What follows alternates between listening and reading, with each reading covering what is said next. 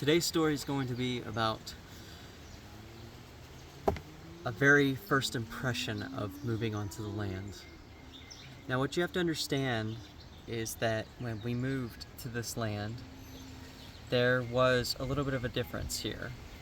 It was overgrown with tons of trees and guava, trees that you can bend and snap and move and just have a little bit of fun with. But it was so covered in it that we had nothing here. In the beginning, what we would do is we would rent a truck and we would pull it back into the land, but we had to carve our way into the trees. We would use saws. Now, this is before we had chainsaws and power tools and things of that nature. This is when we had hand saws, which, is probably the proper beginning.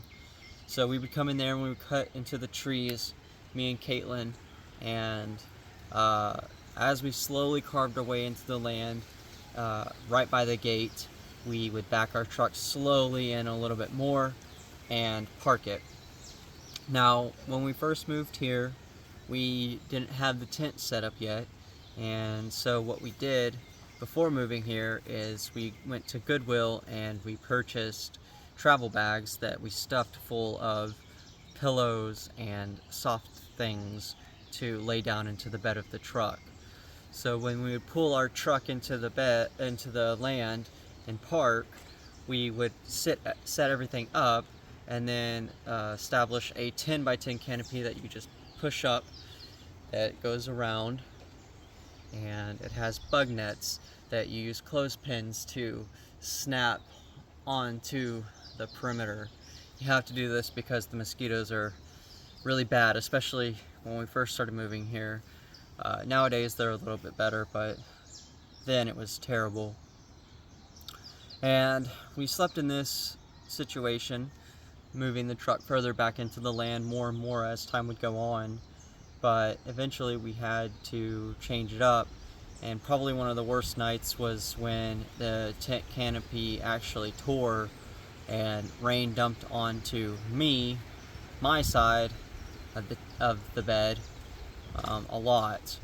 Caitlin's side didn't really have it as bad, and I remember that night because one of the things that happened when the canopy broke was that I made some kind of statement to Caitlin about help, and all she said to do was scoot closer to her, which was really not the best solution because it was still just dumping water into the bed.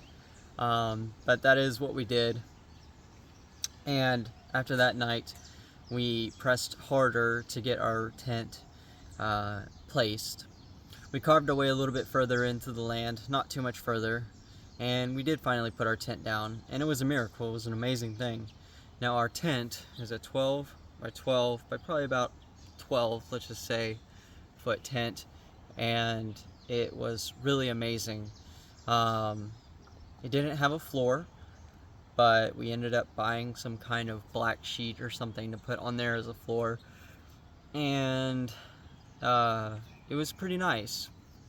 The fire ants would come through the sides and bite us a little bit. It was very humid, and when you would sleep, and you would just be miserable during it. But we were pretty protected, and we had a lot of space, and we were here, and this was our home. We didn't have any ticket out. We pretty much dedicated ourselves to a one-way ticket to this, but we just didn't really think about it. We just kind of kept doing things, and this was a good site for a long time and allowed us to be happy and kind of set things up and purchase different little parts. But what ended up happening was that as time would go on, we realized that we had placed our tent under a giant albizia tree. Now, these albizia trees are very dangerous. They fall on people, and they fall very unexpectedly. This albizia tree was huge and had in particular one branch that was growing right over the top of our tent and was going to fall someday. We didn't really know when, but people kept telling us that it was going to happen eventually, and you know, you just start to hear these things and get a little bit concerned. The good news is that Caitlin's sister pulled a tarot reading, and Spirit said that we were going to be safe, so it did give us a little bit of peace of mind. But either way, we knew we had to move. The other thing that was happening was that underneath us, as time would go on, because we were at this tent site for probably about 6 months, is that the root of the tree was slowly growing up underneath us. So what started off as a flatbed was now starting to become a little bit more curved and starting to make sleep a little bit less good and a little bit more painful. Eventually what we did is we carved our way even further like ferrets into the back of the land. Instead of a wide cutting into the land that wove back and forth, we cut thin, and we found the nice place that we wanted to be. It was riddled with ferns, tons of ferns. I remember when we first moved through there, we couldn't even really stand up straight because there was so much trees and stuff that we had to like cut our way through. We eventually decided that that was the place to put our land or our tent, and it was really flat, and it was a pretty nice spot. We cleared the ferns, we cleared the trees, and eventually there were only some big trees left over, but they weren't really in the way, and we had our spot. We had our spot that was going to be our next little home, but it was still kind of wavy.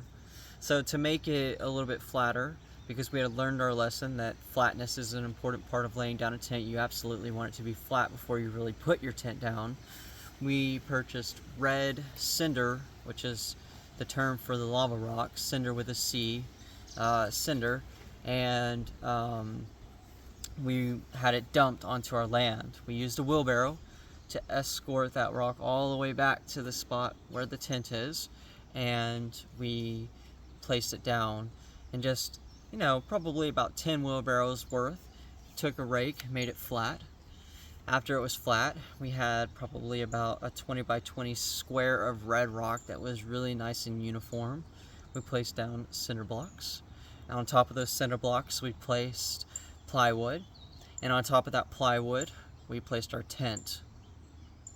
And it is to this day where that is where our tent site is now. Around us, there are trees that have been taken down, and you can see the clear sky pretty well.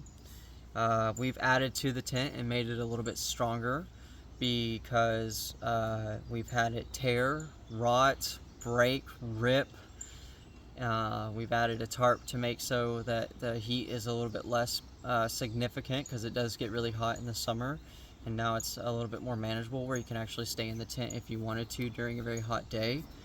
And altogether, it's just been us figuring out where we're moving. And now what we're doing is we're carving our way into another piece of the land to allow for people to tent camp, called hip camping. On the second acre of land, we've purchased the adjoining acre, but that's a different story for a different day. It's not so bad living in a tent. It's taken a little bit longer to live in this tent, but it's not bad at all. And that's pretty much the end for this little tale of living on this land. If you would like, I will add my description down in the bottom to have a little donation to my Venmo. Our current goal is to purchase a new wheelbarrow. It's $139. We already have a wheelbarrow, but we've been mixing concrete in it, and it is becoming a lot heavier. And also the wheels broke off, but we tied it back together with rope. So now we need a second wheelbarrow. That would be a great help. Thank you, and aloha.